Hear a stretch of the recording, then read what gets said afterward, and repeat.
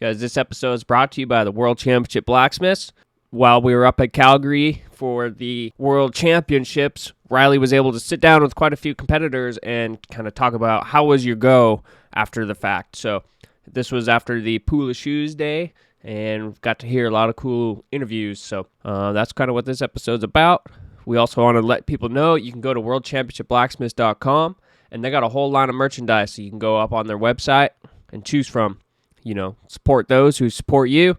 Use code BRAINS, you can get 10% off their website as well. So that's not including like contests or anything like that. But any merchandise you guys want, hit them up, worldchampionshipblacksmiths.com.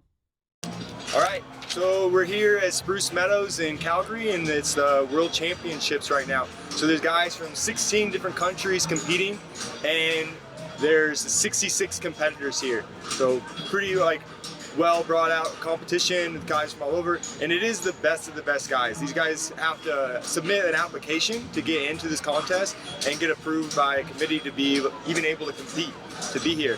And so this is a very serious bunch, and something that always happens at contests when we're going is everybody has a go, and then as soon as it's over, everybody's asking, how was your go? Like, how did it work out for you? Today they had the Pool of Shoes, so they got 2 shoes chosen out of a group of them that they had to make. They had an hour to make them, and they had the shoes that were chosen with a bevel and a concave caulking wedge. And so I got Justin Fountain here with me today, and Justin's been doing pretty good this week, and so it'd be cool to get his insight of, well, how was your go, man? It was okay. It was just okay. I was good for time. I had both my shoes mostly done with about 20 minutes left on the clock, and then for me, that's when I just kind of fell apart. Really? I didn't have a system to get them finished, get them to size, get them shaped, and I just kind of wasted the last little bit of time. So the shoes themselves were good. They were well forged. The section was good on the bevel. Had good heels on the caulk and wedge. The concave was nice. Clips were all good on both shoes, but just didn't have a program to get them finished up and ran out of time. And were these, obviously I bet you practice each one of these shoes, but did you ever practice these 2 shoes together? I never put these 2 together because I just didn't expect those 2 to be together. Yeah. A lot of the rumblings were that it was going to be Tool and Fuller, leading up until last week when we found out it wasn't. Yeah. So most of my time goes were Tool and Fuller mixed with something else. Yeah. Yeah. And in all honesty, I didn't practice the Pool of Shoes as much as I should have. Okay. I knew how to make all the shoes, but I didn't have a system for running each pair of shoes together. Do you think just not practicing those 2 together is why the last 20 fell apart a little bit? It's definitely part of it, yeah. Yeah. Knowing what I know now, I've got a better system in how I would run it. Put them together. How I would run it, how I would put it together. The other thing is these fires are so damn fast, so you're always trying to work 2 shoes at once, so you're doing something while the fire is recovering. Yeah. When you get down to the last 20 minutes, your shoes are made. You're not waiting on the fire. You're going 10-second heats and back out. So for me, that's what I should have done. Is I should have got them both finished and then just taken one, shaped it, filed, and finished it. Taken the other, shaped it, filed, and finished it, and it would have. I was just tripping over myself. It's something that happens though, because all of a sudden you're realizing the past 3 minutes I really haven't gotten anything done. Yeah. I maybe have stared at this thing more like you're doing something, but you're not doing a lot. Yeah. Not doing a lot. It's not like there's no immediate goal for that task right then at that moment that you're like, I'm going to accomplish this and then I'm going to move on to this next thing. So it is something that's kind of hard. What recommendations do you think you'd have out there to have that not happen for a person or yourself even? Definitely take more time to go through the motions and run the class in time, just to see where you lose time, where you trip yourself up. Yeah. And just honestly, I didn't have any mental preparation going in, other than to just move, so I had time at the end to finish. Yeah. And that's exactly what I did. And then I got to the time at the end to finish, and I didn't have a plan for that. That's rough. It's thankfully it seems like a little bit of a trend this weekend of like it doesn't really matter if shoes are sandboxed up a whole lot. No, they're not big on finish. They're looking a lot closer at level flat nail holes, basics, and then elements. They're really looking at basics. So that it probably won't hurt me as much as it might have. Yep. But at the same time, there's a lot of shoes in the middle of the table, and it's nice to have something shiny and something appealing to look at, because that does tend to catch their attention enough to shoot you up, 10 spots. Yeah, just getting another second look. It's easy to get lost in the middle section. Not There's a lot of very similar shoes. That is not a place you want to be. Yeah. Well, awesome, man. I appreciate you taking some time with us. And not a problem. Give them a lot of you. Good luck for the rest of it. Yeah, thanks for having me. Thank you. All right, we got George Rogerson with us here. George is from England. Where in England are you from, George? I live in Hampshire. Okay. Which is like south in the middle. Kind of right in the hole, huh? Yeah. It's about like 45 minutes west of London. Okay. Yeah. That's not bad. So you were in there. You won the first go, huh? Yeah. I was a sacrificial lamb. And so you hear guys talking about that a lot of but no one really wants to go in the first go. Why do you think that's the case? I don't know. It's just, I think it's good to see other people do it first, and I don't know. I don't really know why it's bad going in the first. But it kind of seems like that's always the case. No one wants to be in the first round. Even more so in a shoeing class, I think. Yeah. I think that's okay, like a shoemaking class, but you don't want to be the first to be judged in a shoeing class. Yeah, so I think the shoeing is a little bit more they're going to be end up grading on a curve a little maybe later. Yeah, they're a little more reserved, I think, in the first round. Yeah. They don't want to go straight off the back, though. That's a 9-4, that. Yeah. Did you ever put these shoes together? No, I didn't put any of the shoes together. You practiced them all individually? Yeah. And did you find any bumps throughout the go of putting them together for the first time today? No, not really. I think having an hour is plenty of time for that shoemaking class. Yeah. So how was it? Did it go how you wanted it to go? Yeah, my concave shoe wasn't the best, which isn't very good for an English person. that's actually our forte. Yeah. My bevel was okay. Yeah. What did you not like about your talking legs? It just wasn't really nice. I think it was a wee bit short outside as well. I didn't set the heels down enough. Okay. Just in front of them. Yeah, it seemed like they were pretty thin. Yeah, and that makes them look really tall, doesn't it? Yeah. When it's thin in front of it. I knew I was a little bit short when I measured it in the straight, and before I broke my branch, I just narrowed them up a little bit to try and gain a bit of length.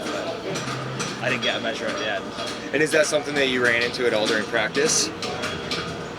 No, because I started bumping a toe on it because Matt Randall's told me it was 100% bumped, and Alex was like, "That's just dumb.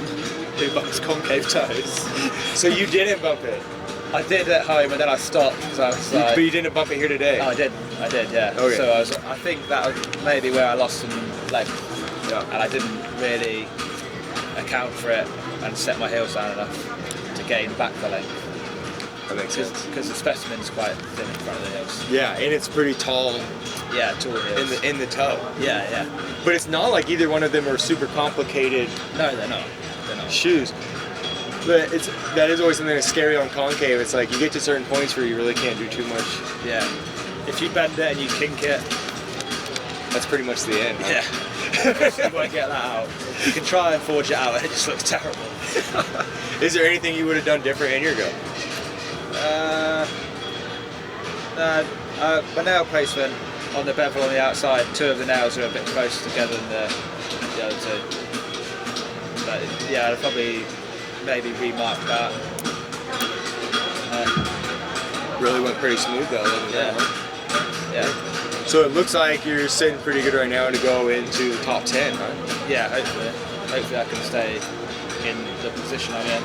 Yeah. After that. Are you looking forward to the shoeing class, or worried about it at all? No, I'm not worried. I'm looking forward to it. But, yeah. But cool, man. I haven't really practiced it. Yeah. But isn't it just 3/4 forward on the foot, right? Yeah. You should a pair of feet. Yeah. Should be pretty. Yeah, I made some shoes at home for it, but I never shot any horses. And like, so when you got here, did you readjust anything after seeing how some of the classes were judged, or did you kind of stay course of what you were already practicing? We cut some steel off the speed shoe because it was a lot lighter than what we had been making. Okay. No, it didn't really change. Changed the way I made that little muscle up bar shoe a bit. Yeah. Because it measured a bit different to what it did in the schedule. So. And did that change pay out? Yeah, I was third. Pretty good. Yeah. So today, and you screwed up. You say you screwed up your caulking line, Yeah. but you got second in the toe weight, Yeah. which is an American shoe as can be. Yeah. Well, I guess all that time staying over Is here it in America is Saturday? paying off. Yeah, in Arab or Morgan. Yeah. Yeah. I don't have any of them. Well, now you got a bunch of shoes for them, though, maybe. Yeah. Yeah, and we were trying to figure out at home how the nails meant to fit. We were like, is it meant to touch the sides? Is it not meant to touch the sides? Yeah, it's a hard one because it is like one of those nails that are meant to. They'll sit a little proud, like you give them one good hit, Yeah. and they should see. In the butt, yeah. Because the nail holes are so round, this nail square, obviously. Yeah. Or at corners, so you got to kind of seize the corners Yeah. into the nail hole. Yeah. It's a trip. Well, good thing you did good at it, though. Yeah. Awesome, And man. in my go, I was like, this is terrible. It's terrible. It looks so bad. It was so hot in my French home go. I was like, and it wasn't going very well. And I get really, if it's not going well, I lose the love Yeah. in the car when Yeah. I go around, and everything just starts going south. I fall that same victim sometimes. Like it's hard to just like overcome it a little bit. I get in my own head too much. Yeah. Yeah, I was like looking at my Morgan shoe on the anvil, and you line that straight with the inside up, and then one branch is out, one branch is in. I was like, Yeah. And I kept getting that at home. I was like, no. Yeah. 'Cause it's also one of those shoes you really can't open very easy. No. Like you can close it up at some, Yeah, but opening it is it's hard. Yeah. is a hard deal. You just have to. I found if you go high up the bick and Turn it around. rest it on the holes, and then just tap the top of it, and not stay in one place. Yeah. It pops it open a bit, and you just have to pop in the holes. You like ride the horn on the middle of one nail hole. Yeah. Just keep rounding away. It's like And you really just the have only to way. Pop the holes open to give it the bug eye back. Yep. Yeah. Kind of redefines them and everything. Yeah. Sweet, man. Well, thanks for doing a little interview for us. Thank you. Ladies and gentlemen, I got some news to share with you about Yukon Forge. John's come up with a hammer that is kind of old school, but it's got that new school feel to it. When he had talked about it a few months ago, when he was taking over the Flatland Forge driving hammer business, there was an old style hammer that Jim had tried to bring back around, and it has the thistle style stamp, which is a Scottish thistle, and he kept it to honor Jim's efforts to make the hammer out of Edward Martin's heart. So John wanted to let people know that if you can pre-order right now, and they'll be available at convention to pick up. And if you pre-order right now, they also will ship around in November. So he's just taking pre-orders right now, and you can also go to yukonforge.com, use code BRAINS, get you 10% off, and then there's also a pre-order convention discount as well. So use code BRAINS when you order. Get yourself a badass new hammer from Yukon Forge. All right. We're here with Forge and Brains alumni, Daniel Jones. Daniel, so it's kind of a little segment we're doing. It's like always a contest when you go to one. Everybody's afterwards to go. Everybody wants to know how was your go. Yeah. So you have already gone today. Yep. How was it? It was good. The shoes paired good. It's not a hard class like as far as physical. It's just a nice, easy as long as you keep moving forward. There'll be some real nice shoes today. I think so. I think it was the class almost maybe a favor of some WCB guys because it was It's there's a good. shoe list that we'd maybe get, and it was an hour-long class, Yeah. St. Fires, everything like that. So, did you ever put these two shoes together? twice I did, and I kind of tweaked how I'd done it. I watched the first round, and then I actually watched George, because he's probably handier at the concave than I am, so I kind of watched how he paired it and then just tweaked it a little bit. But other than that, it ran real smooth. Like, there's plenty of time. We were done, probably had 20 minutes or better to start getting into the finishing and the filing and all that stuff. So. And now when you got to like the finish of the filing, you feel like it all went pretty smooth. Yeah, like I had the only big hiccups I really had were on the bevel. I had 2 big missed hits right out of the gate, but I kind of hit them a little bit, but they're still in there. But are they on the ground side? Yeah, they're on the foot side, okay. So it's not as bad. Yeah. But the bevels, the more you can hammer finish those, the better they are. Yeah. So as long as your measurements are hitting the right checkpoints in the boomerang and stuff, it comes really good. It's clean.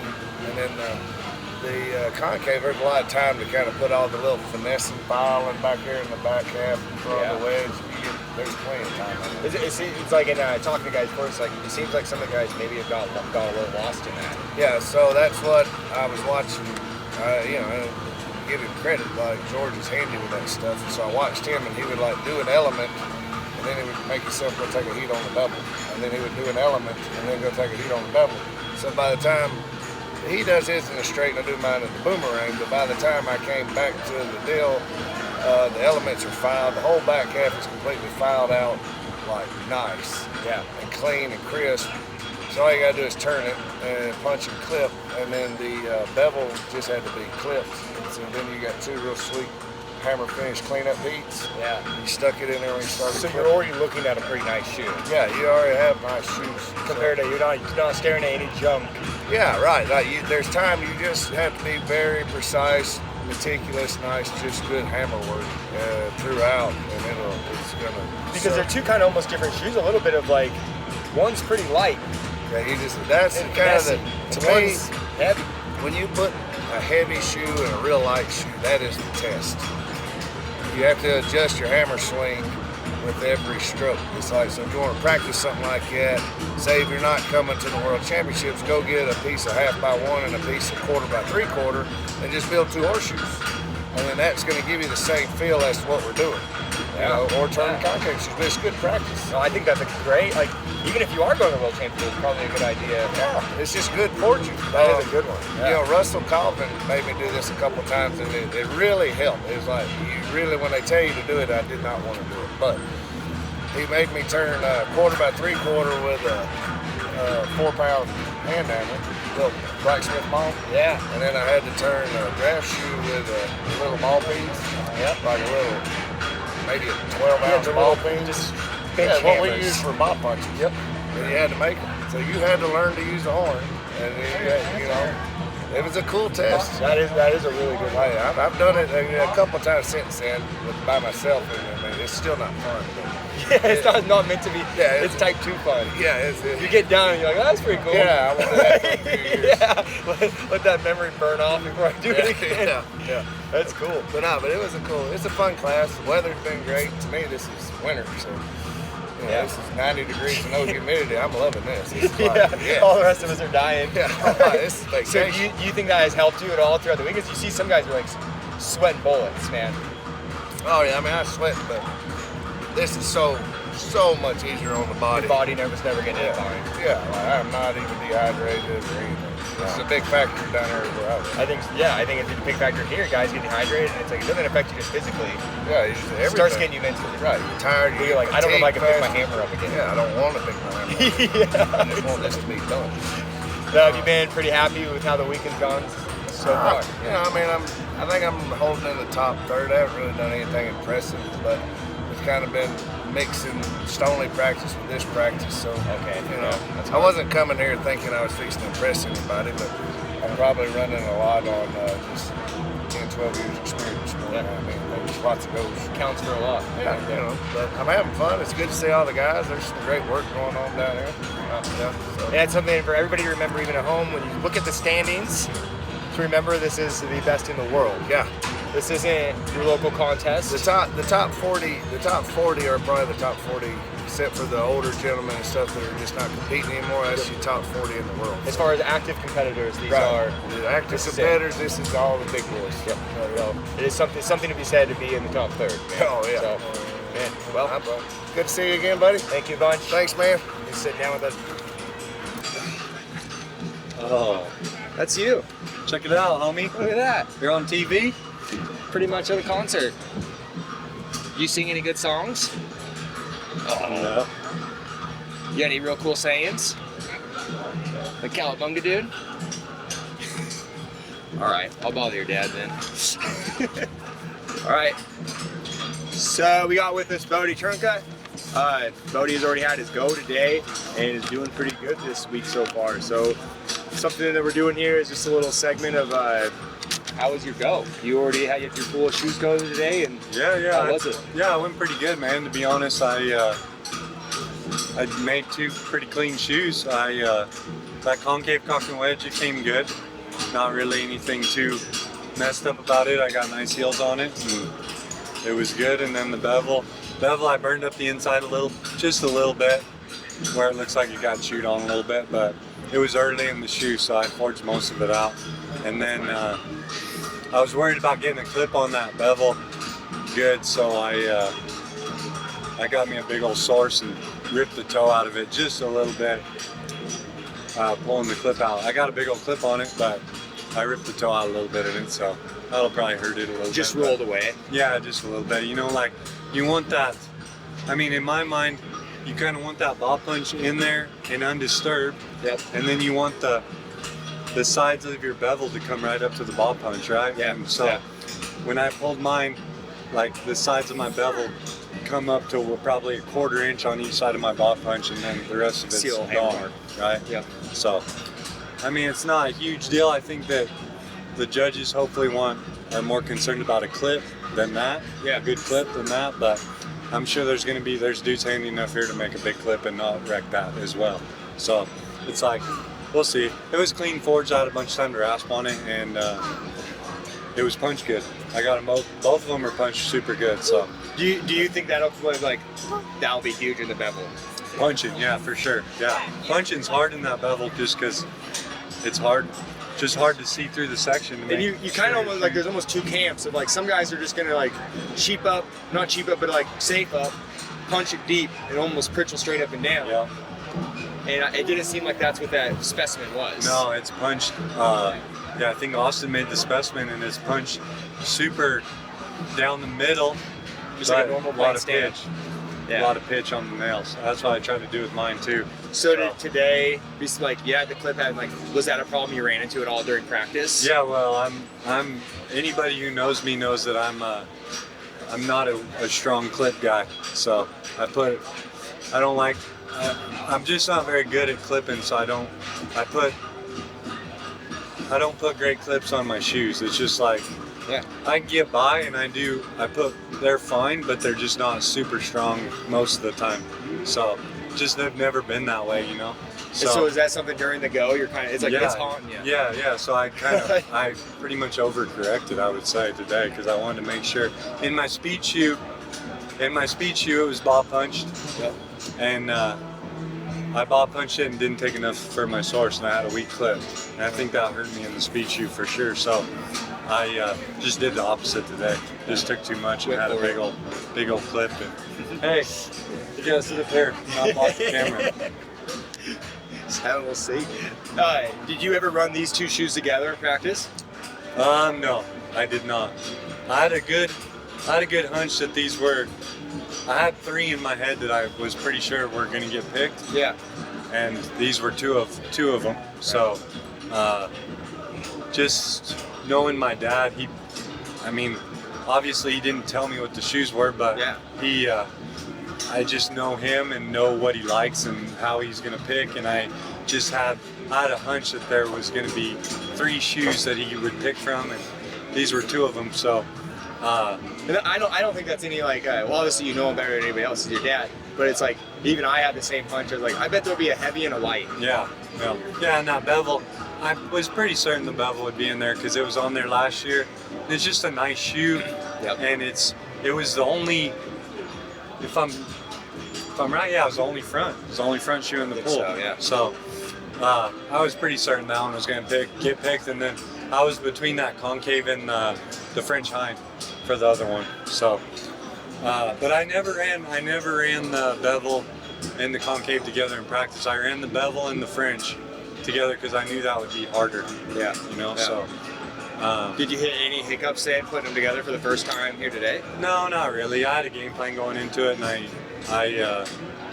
I knew that just be careful in the fire. You know, it's like it was kind of tough.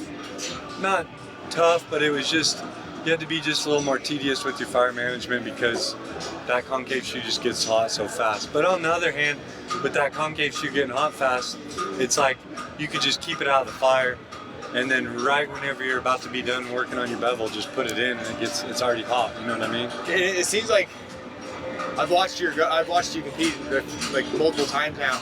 That is something that like I like how you run your fire. Yeah. Because you're very okay with stopping your immediate task and paying attention to your fire and coming right back to your immediate task. But I think that is hard for Yeah.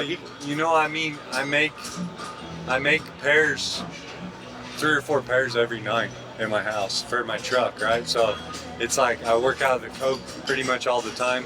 So I'm making pairs of shoes, and I'm constantly running my fire and trying to keep a good pace with the fire. So I just have a good system of running it like that. And I think making 3 or 4 pairs a night will do that. You know, just keeps you sharp. Keeps you honest on it. Yeah, for sure. I think it's huge.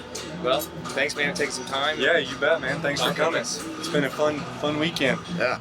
First of all, we owe Farrier Box a huge thank you for being one of the first ones to jump on and support what we're doing here with the podcast. If you haven't heard about Farrier Box, it's a bi-monthly box that comes to your door, and it's filled with goods, kind of like the Chewy box to your dogs, but this one's not filled with crap. She gets advice from the top guys of the industry and puts together a box. All right, we're here with Toby Pedley, and Toby's from the UK. Yeah, Yorkshire. From Yorkshire. North Yorkshire, yeah. It's kind of funny, like I just clumped you guys all into one, but you guys are definitely like, no, I'm from here. Yeah, man. yeah, no, it's Yorkshire. Yeah, Not south, exactly. Yorkshire. Like, no, just straighten up here. All right, so something that we're kind of just doing a little segment on is like, it seems like every time you have a go or something, you know, all your buddies come up to you right after and like, Yeah. how was your go? So this is what we're talking about. Yeah, How was your go today? Yeah, today. I think that normally, like, my style of competing is just go quick, get them rattled out pretty quick, and then I'd say my strongest point in my shoemaking really is finishing shoes. Okay. I wasn't as quick as I normally am today. I think that in the shoemaking last year I did quite well, but I came so close to burning it so many times. Really? This year, I think it was in my mind a little bit, and I maybe ran my fire a little bit safe, and I was always waiting on a heat, never really got into a rhythm. Yep. I stuck to my heats quite well, but I think that if it had been a bit more fluent with the firing, I'd have had that time at the end to make a real finish on them. Yeah. The bevel at the moment scoring really well. I think there'll be some good lads come and beat it. My nail fit was a bit baggy, but I never really got the finish I wanted on the concave. It was just a little bit unfinished, but nice heels and nail fit and good clips, so it's probably going to be mid-div, I'd say. The bevel, I thought, I could do really well with this, and it measures and it's a nice shoe, but a bit of a sloppy nail fit and not the finish I was hoping to get on it. So it's sat pretty well at the moment, but I think it's going to get piled on top of later. So, yeah. There's still some goes to run through. Yeah. Did you ever practice these two shoes together? No, to be honest, I won't lie, and I know Matt Argo have been working with been similar. We really sort of focused on the shoes we knew we'd be making, and as soon as we got the sizes and the heats nailed in for the pool of shoes, we kind of parked them up and said, we're not going to practice like mad for shoes that we might not make. So we've made a few. To be honest, I don't even know if I spun a full concave shoe around and finished it, because as soon as I got the heels like where I was happy with, I sort of parked it up a little bit, because I did a lot of concaves as an apprentice and have a lot of handmaids on my round and things like that. So concave I was pretty confident with, and the bevel, I made one at the Home International for the foot, so I'd really sort of got my heats nailed down with that. As soon as I was confident with how much to bump into it, how much to draw it out, when to bend it, to get it to measure. Yep. I concentrated more on the other shoes. Like your Morgan shoe plagued me this year. So Really? yeah.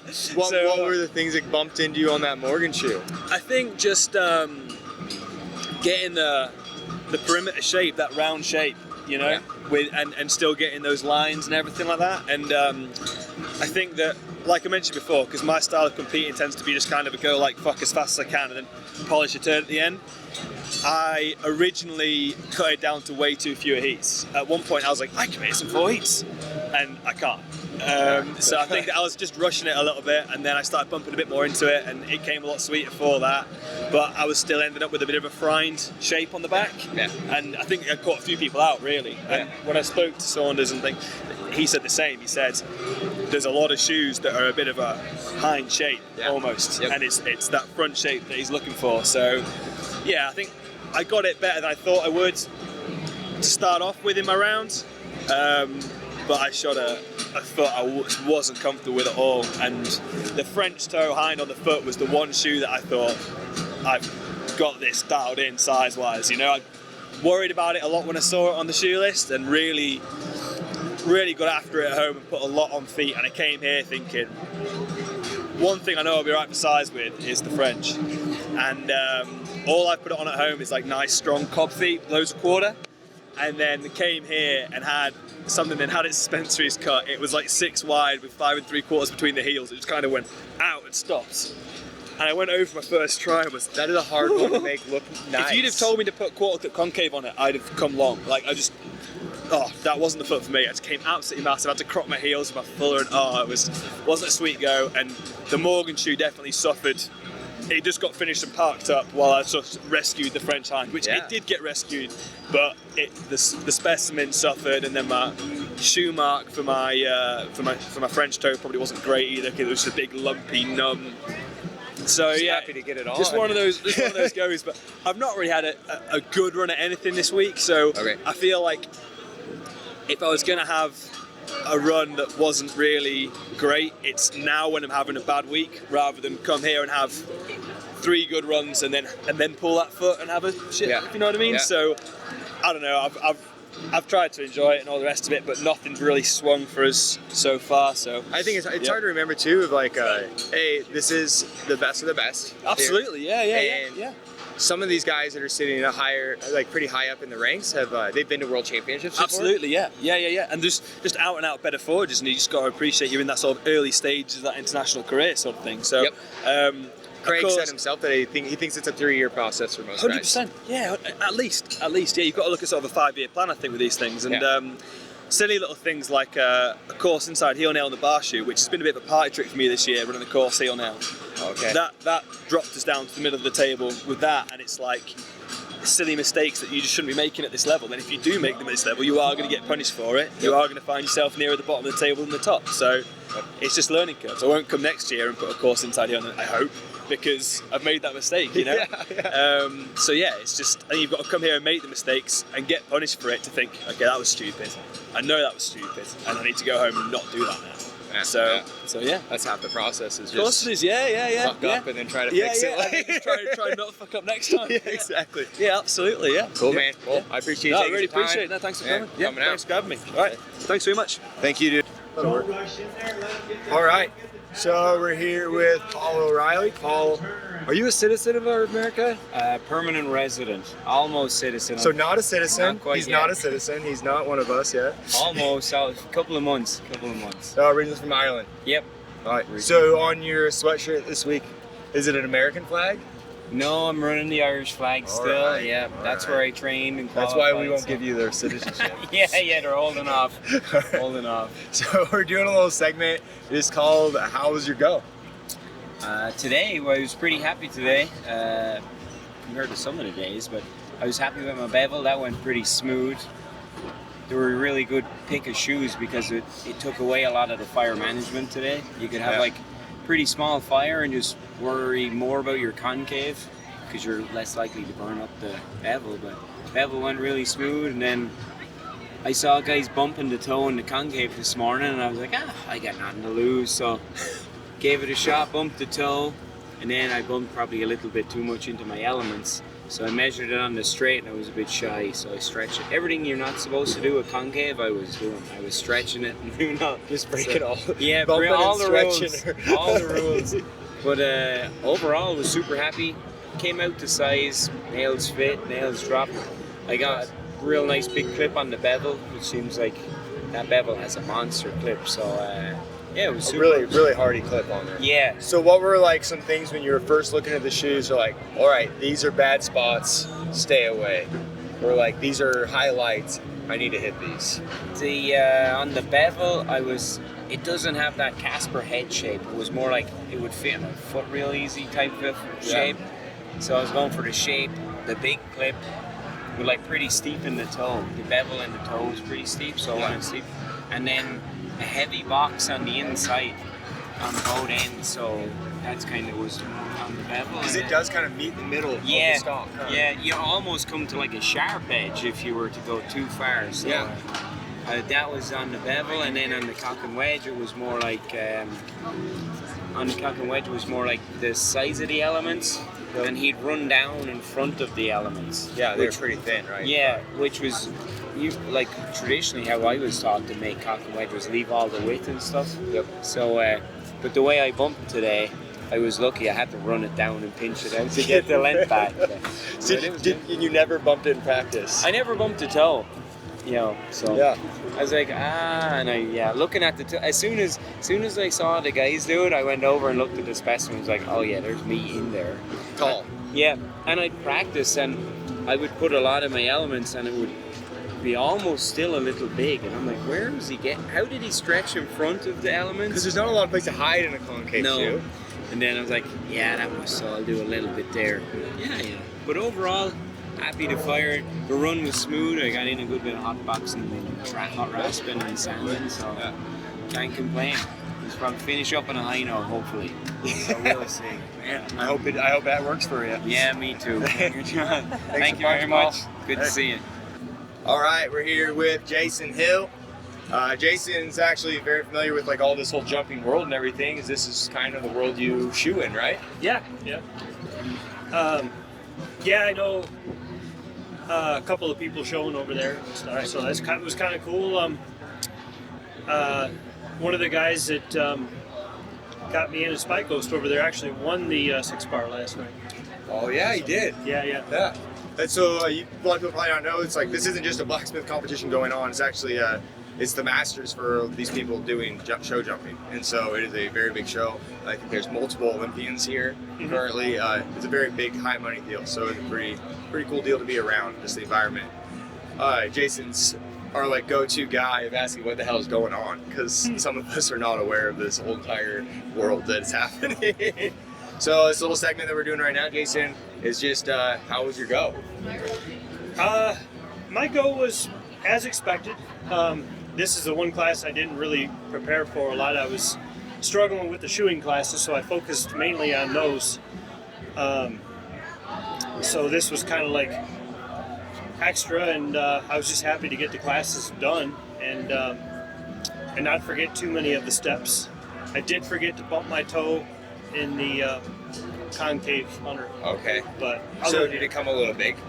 I think it did. I actually didn't have time to put the ruler on it, so just trying to make it look like a nice shoe still. So you obviously then you never put these two shoes together, probably. I never did. No. I made. Did you hit any hiccups putting them together today? No, I didn't. The concave got a little hot on me a couple times, but I caught it before any catastrophes happened, and nice. I was able to brush off all the little boogers. Yes. So are there any things that happened during the shoe that you're worried about for the table? The size of the shoe on the concave cock and wedge, and the size of the nail holes on the bevel. I felt like I brought 6 drifts over there, and I probably used all the wrong ones for making the nail holes. Almost too many choices. Almost too many choices. Yeah, I'm like, boy, I got to run these branches some more, and now I got to go through the holes again. So. Oh man. Yeah. Is there anything that you would do different if you were to have to go again? Yeah, I definitely bumped that toe. and I felt like the caulk on the concave came out really nice. So that was one of the better features of my shoe. Nice. The wedge came all right, but it took me a lot of heats to figure that out. And did you feel that later in the class? Like that you ate up some time there? Yeah, but I needed to. I needed to eat up that time. Yeah. It was better, but I always kind of try to focus on the important things by the end of it. You know, getting the shoe flat and making sure the nails fit, and that all the elements are there, and I got the shape in it and stuff. So I don't know. So I won't be at the bottom end of the table, but I'm not going to be at the top either. You know. Yeah. So, do you think you're gonna come again then next year? Oh, I'd love to. Like, Yeah. I wish I didn't have to wait a whole nother year to. It is kind of the hardest part. Yeah. About a contest. You're like, it's like a hunting season almost. You're like, well, I don't get to try again for a long time. You get a lot of time to think on it. Yes. Man. And I wish I could do all these classes over again, like, you know. That would be an interesting deal to have a competition where guys run a class and run it again in the afternoon and see the difference in everybody's progression. You know what I mean? That would be very interesting. So you didn't run into any problems running the Fire then with because it's kind of one light shoe and one heavy shoe besides a little bit of boogers on the concave. But happy overall with it, and how were your shoeing goes before? On the first 2 days. First 2 days, the French hind. So I focused most of my practice energy on that. Okay. Just trying to come to size and fit those toe quarters. I had a hard time with those toe quarters, and I was kind of figuring that was going to be a point that they focused on judging it. You know what I mean? That's going to be the hardest part of the shoe. You know, and so I focused most of my energy on that. I did make quite a few omnis too. I have a lot on horses right now. The veterinarians love them. Yeah, so it's like an appeal. So did you end up using your jig that you had for your Omni? I did. I changed things up a lot after the judges meeting though, and I'm not sure I should have done that. Like, I didn't put it through the block as much as I normally do. Okay. And did it affect your sizing? Yeah, a little bit. I had to, but I was planning that in. Because I was going to put my nail holes on the flat on the bevel, so I thought, well, maybe I'll just flatten my shoes a lot more, and I'll get the extra length by flattening that way instead. And it just took up a lot of extra time trying to change my method. Yeah, you're in a learning process in the middle of a competition. It makes it a hard time. It did. So I should have just stuck with what I was doing. And I think that's always you hear it over and over again. That's why it's always interesting to hear these little talks. The guys are like, I wish I would have done what I did in practice. Yeah. Because you get here and you let the whole outside world affect your mindset of how you're going to go into the go. Yeah. So did you notice that wear off after that first day? Say that again? Did you notice, like, were you not worried about appeasing the judges as much after the first day and just doing what you practice again? Yes. Mainly, I learned that on the foot prep. Like, I was told to be very conservative, and then I started worrying about my top dressing on the foot prep and stuff, and then I ended up getting a 9 on my foot prep on the first day, and I thought I overdid it a little bit, but I'm like, well, that just goes to show maybe I should have just stuck with what I do, you know, what I'm comfortable with. You know, I'm on my foot preps, and he'll get me a good score anyways, you know. I just have to make it look and feel right. Be intentional. Be intentional about it, yeah. It'll come down to it. Well, cool, man. Thanks for joining us for a little bit. Yeah. Spit some stuff at us. Thanks for having me. Yeah. All right, so we got Alex Collier with us. Alex is a guy that has won Stoneleigh before. Yeah. He's a pretty heavy competitor. He's doing pretty dang good this week as well. And a little segment we're doing right now is just called "How Was Your Go?" So stressful. Really? Yeah, I didn't run the Fire too good, to be honest. I ran it like I was afraid of it, you know. So just very reserved. I just couldn't. You know how you find the sweet spot, like when you're working those flies, you need to find. So you've got your nice ball of fire, and it's on tick over, and you can just work from side to side, and there's never that pause. I couldn't find that sweet spot, so then I was like, and I was battling with it. But did you ever practice these shoes together? No, I made 2 concave corking wedges, and probably 2 bevels. That was it. And even with the little pauses in there, did it go good? I think I rescued what I could. It could have been a lot better, but they weren't awful. Do you think like that it could have went better, just like having more time at the end? Well, I think if I'd have ran my fire properly, I'd had a lot of time to really go over and make sure everything was spot on, and then just playing them and really get a lot of finesse in them.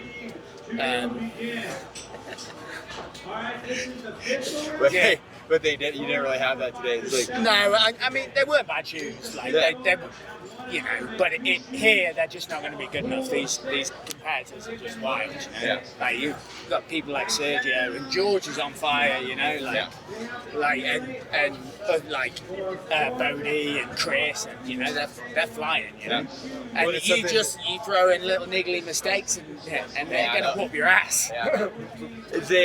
Is there any like stress put on you right away? They're like, you're English and you guys are supposed to be the concave guys. Yeah, I guess a bit. Yeah, especially when you've not practiced it. Like, so did you feel any of that? Like, God dang, I better hold this together a little bit. I didn't really try not to think about it. It's more pressure on myself, to be honest. Like wanting to try and climb up a bit because I've been left in the lag. I've been that everyone's sort of creeping and leaving me behind. And I'm just doing a bit of catch up.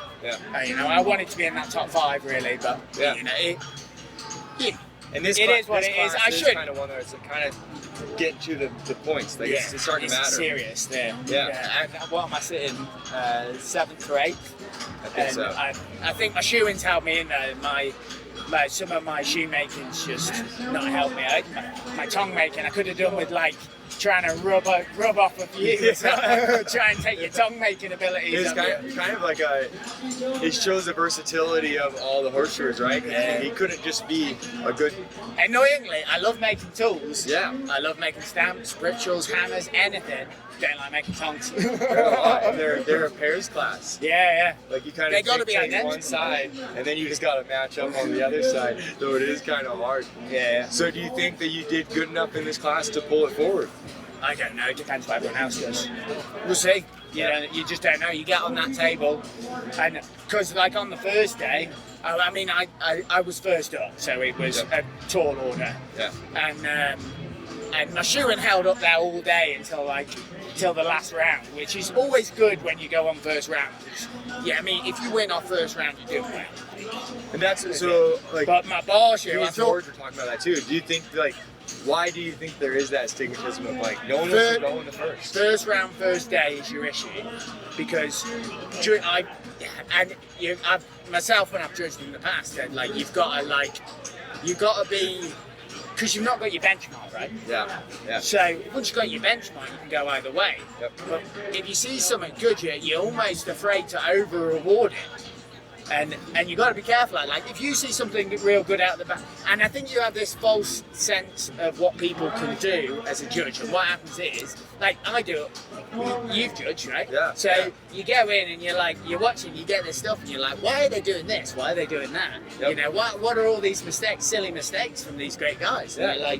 And then you're like, I wouldn't do this. And then you go into a competition and you're like, why am I doing all this stupid stuff? And it's sometimes pretty basic things, huh? Yeah, really basic things. Like you go to, and you get out of it as you get further on through competing, don't you?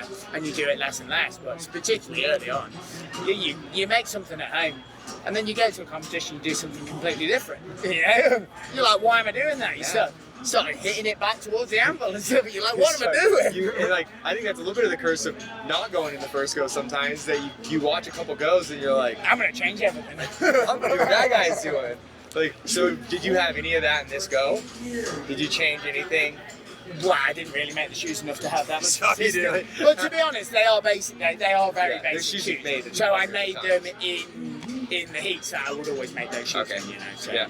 like, except I would never ever bump a toe on a concave shoe apart from that. Yeah. Dang Americans. Great, trying to throw us off. Yeah, exactly. Well, cool, man. Thanks for giving us a little insight. Great Appreciate talking it. to you. All right, we got Dan Corkery with us, and Dan hails out of Canada. You're from more like the east side of Canada, aren't you? Yeah, near Ottawa. All right. Ottawa, for you guys who don't know, is in Ontario. Ontario, yeah. I did not know that either until not that long ago. So, Dan, we're doing a little segment called "How's Your Go?" How was my go? Yeah. Which go do you want to talk about? Because I'm the one you just did here. Yeah, it wasn't too bad. My cock and wedge was, I was pretty happy with it. My bevel got a little bit out of hand, but it's what it is, you know. What do you think happened on the bevel? I just wasn't very good at controlling shape. I got a little bit straight spot in my outside quarter, and I never really got it out. Really? So.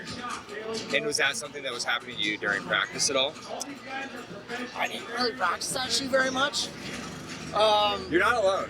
No. You're not alone. No, it's yeah, just kind of stuff you overlook when the time is going, and you're like, no, it's good enough, but it really isn't. And then the time stops, and you're like, why didn't I just fix that?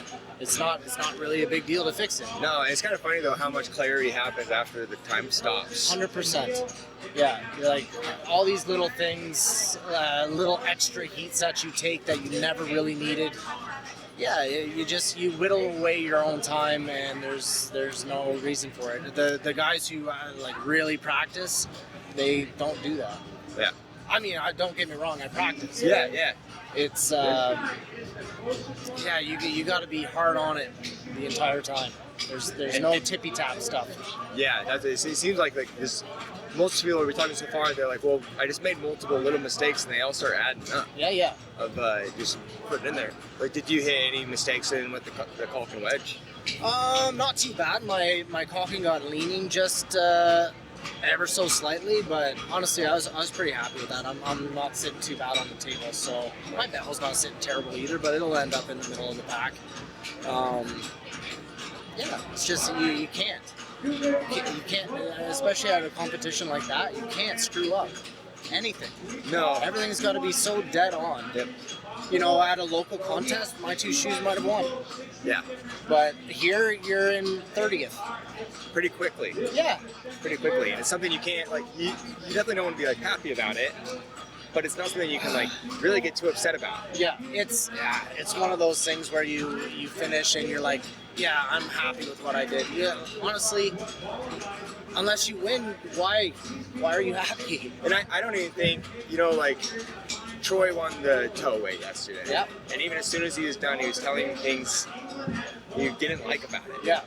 And so it just shows, like, Yeah. it doesn't, everybody's always got that. And if you don't, it probably isn't This the thing for you. Yeah. Like, it's a hard thing. It is a game of details and efficiency.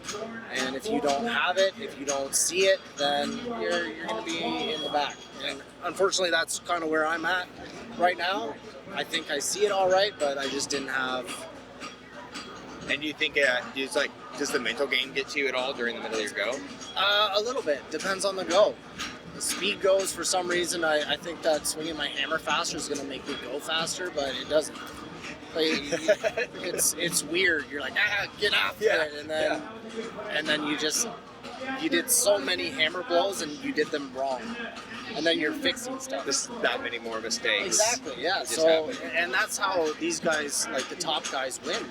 They don't make those mistakes. They make sure that every hammer blow is where it's supposed to be. And yeah, it's really tough not to get squirrely and in your head and think that you have to go faster than you have to. Slow is smooth, smooth is fast. Yep. That's.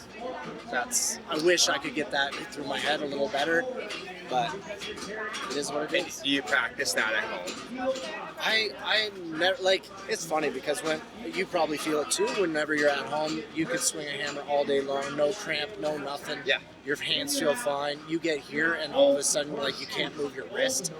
For some reason, your thumb is sticking straight up because you can't grip a hammer. Yeah. It's crazy. Honestly, if half the people, it's such a mental game. If half the people just sorted out their brains, you would see different people at the top. I think so. 100%. Yeah, I definitely think that's true. And it's just like, it's one of the hard things. The only thing, and it's not like you're not a seasoned competitor. Yeah. So it goes to Doing it show. too long, yeah. Oh, I don't think it just goes to show that this is not easy. It's not as much as just making the shoe at home. No, and you know what? There's that Brian Mullins podcast. He's got that quote from Chris Gregory. The only reason an event matters is because we make it matter, and that just stuck in my brain because honestly, none of this makes any difference. No. It's not changing how we go and shoot horses every day. And It's we're not all still changing going to be our living. friends. We're all still going to be friends, but we get so in our heads like, oh, I just don't want to be embarrassed. But it's crazy. Embarrassment and spite does a lot of things in the world. Yeah, man, it's cool. I heard this might be completely wrong, but I heard that like Matt Randall's last year when he went and saw a sports psychologist, get through the mental aspect of it, and it makes a lot of sense. If you could just quiet your brain down and just make shoes like you did at home, then you're probably going to jump up quite a bit. If that day ever happens for me, I would love it. Yeah. I'm right there with you. Just learn how to sort your brain out, and good things happen. That's cool. Well, thanks for bringing it up, man. Talking about it. Thanks, Dan. Thanks, Riley. All right, we're here with Troy Woods. Troy's from Washington. You're in the call? Pine Creek, so east side, Washington. Yeah. Same thing. Troy is a young guy. He has not been shoeing that long, 4 years? Yeah, 4 years. And pretty much kicking all of everybody's asses, so it's pretty cool to see. Little segment we're doing here today, Troy, is just how was your go? I'm pretty good. It wasn't like my best go, but it was like a little above average, so I think that's all I can ask for. Did you ever practice? I know you probably practice these shoes individually. Yeah. Each, plenty. Did you ever put these two together? Yeah, I did. And was the real smooth at home?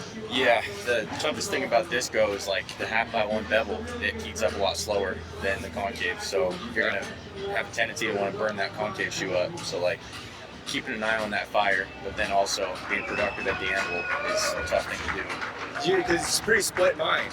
Yeah, definitely. At that point. Yeah. And it's, was there any difference like when you were going like hammer swinging wise? Like did you have to like completely switch your mind when you went to forging each one? Not really, because I practiced enough these two shoes, but like I think just fast hammer blows is a lot more productive than trying to hit something hard. Like with that bevel, you see a lot of guys there back there swinging from God's back porch. Like you don't need to do that. Just hit fast, and that's what creates flow. When did you figure that out? So that's not always been your... Yeah, probably this last year. Yeah. Start slowing down a little bit more on it. Yeah. Yeah, that is interesting because it's like you've been doing just more than just past year, but it like seems like this past year you've really started climbing up a lot quicker. Yeah, definitely.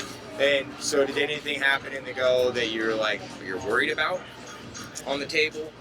Or that just didn't go the way that it went in practice? I could have a little bit more twist on my caulking on the concave, but I think my bevel went pretty good. And then I kind of digged around a little bit, getting my nails to fit, but they all dropped and both the shoes measured, so it looked good. Yeah. And was there like one things that like when they chose these shoes, what were like the main elements you were trying to hit each one?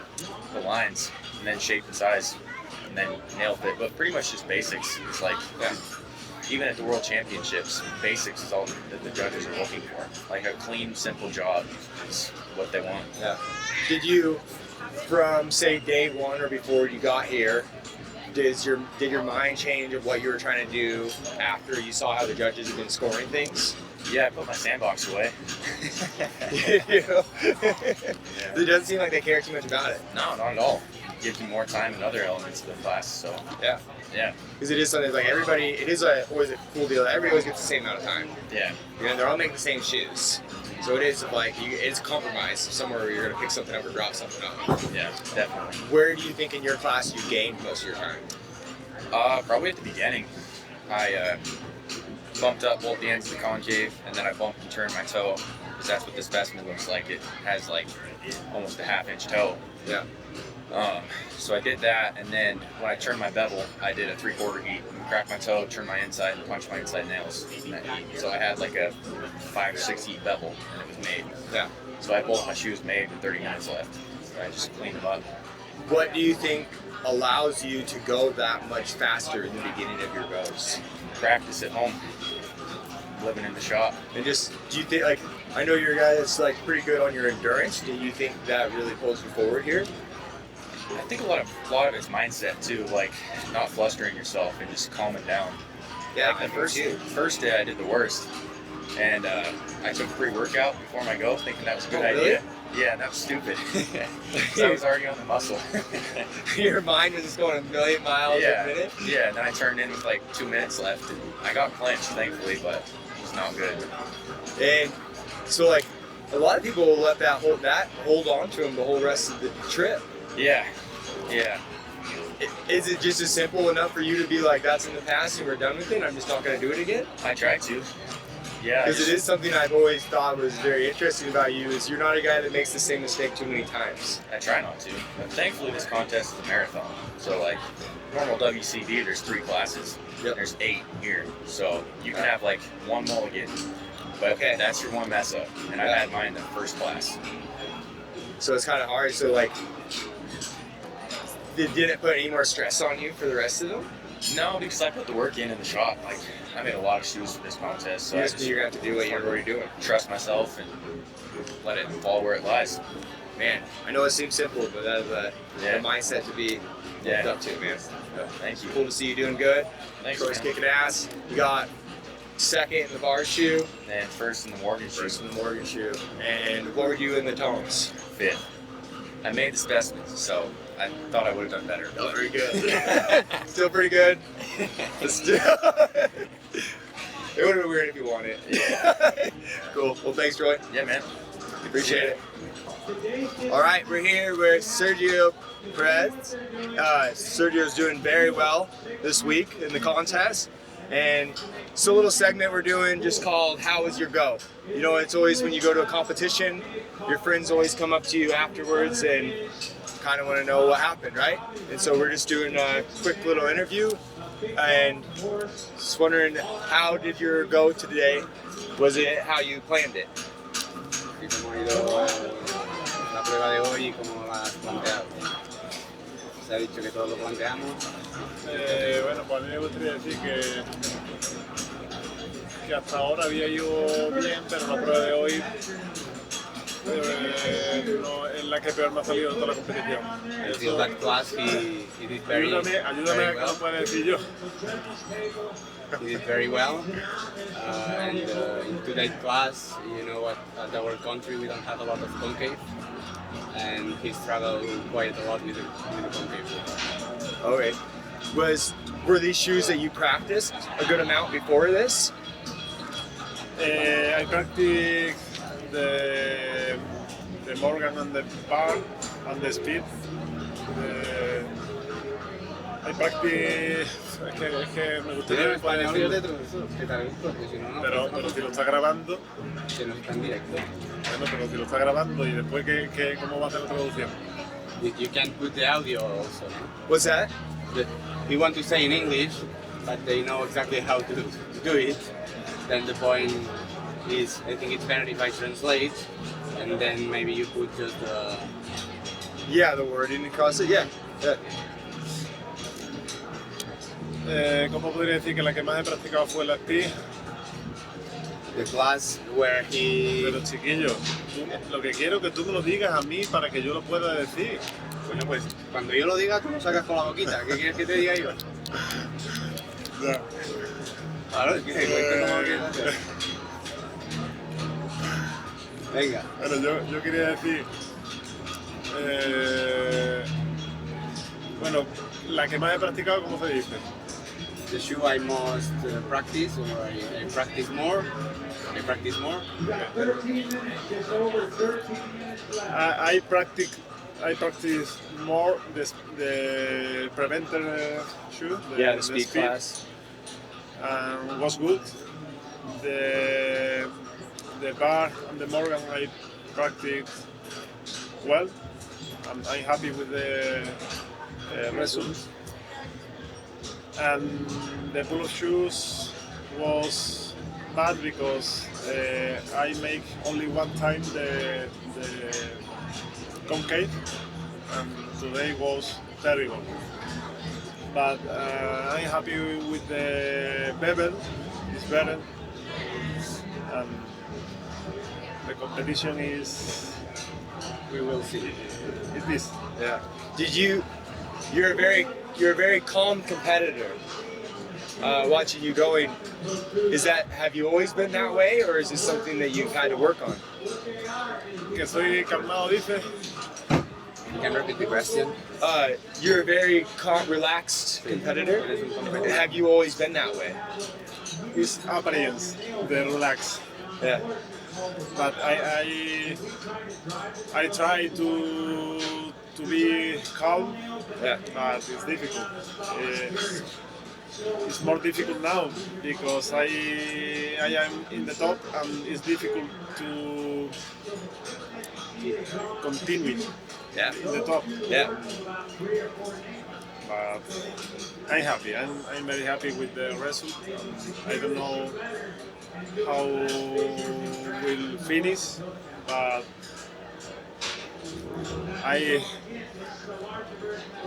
¿cómo sería? Lo intentaré o algo así. I try to smash it. ¿Cómo?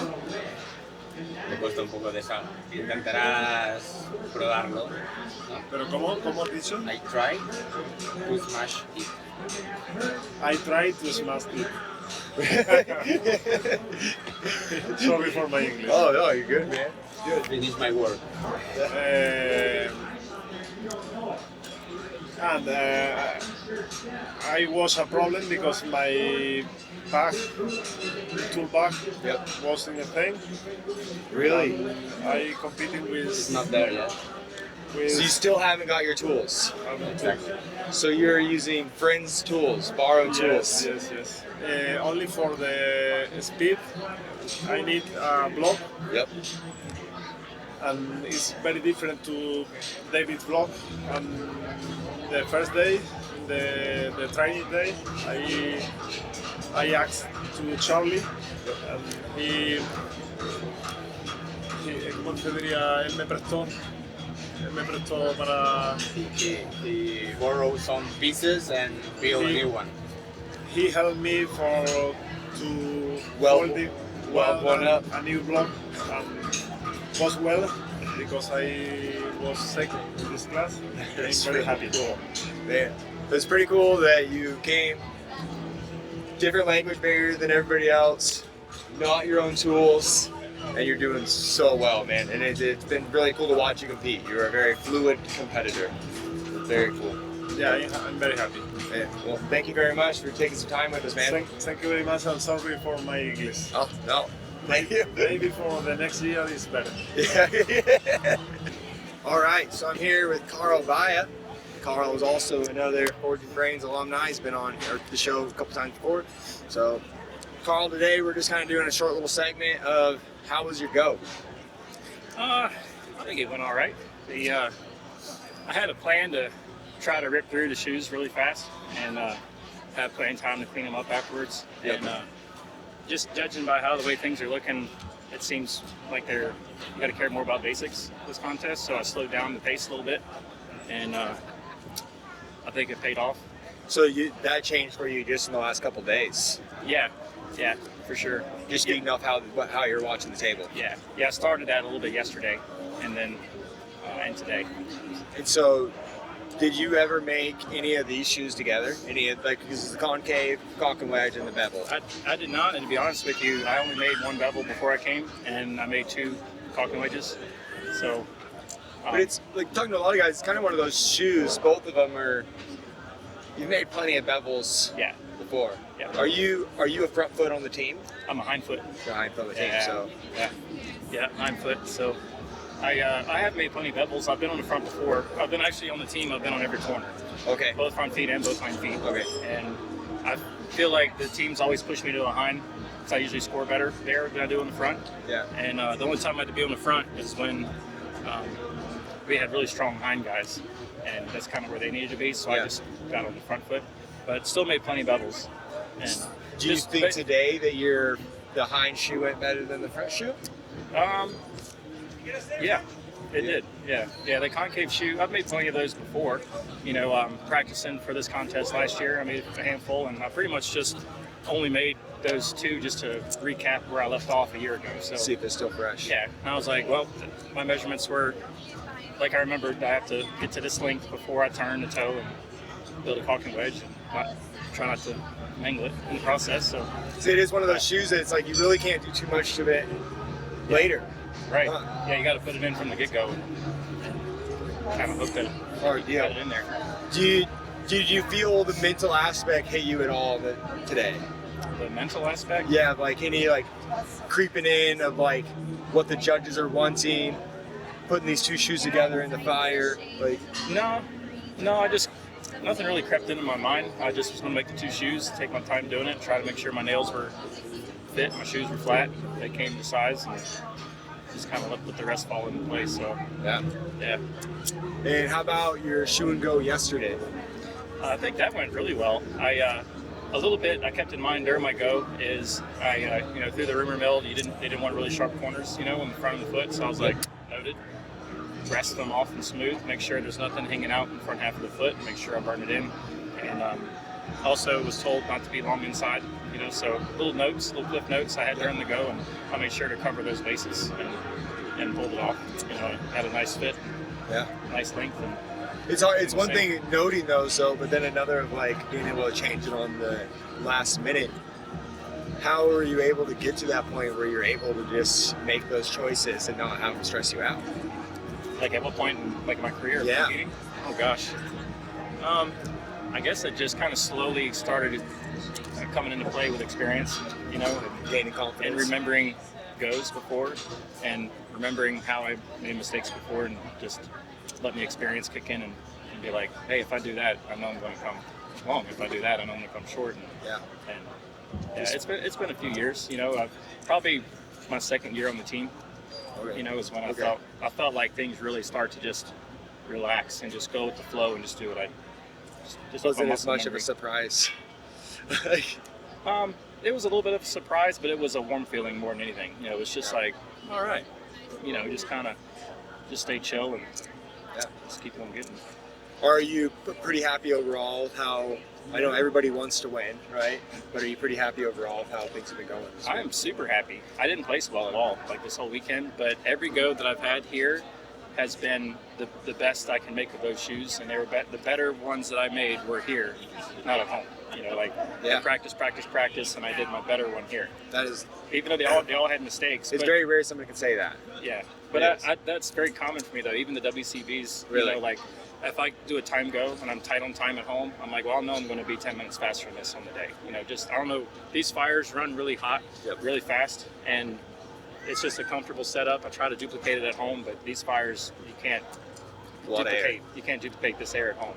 Yeah. And so I know that I'm going to run faster on the day, and I usually rely on that, and it comes through every time I do a contest. So I look at the clock, I'm like, well, I'm consistently 10 minutes faster than I was when I practiced, and then I have 10 more minutes to dial things in and make things nicer. So I usually do my better work. 10 minutes is a lot. It is, yeah. That is a lot of time to have a little bit extra at the end. Yeah, and sometimes just a little bit of adrenaline, the loud music, get you going.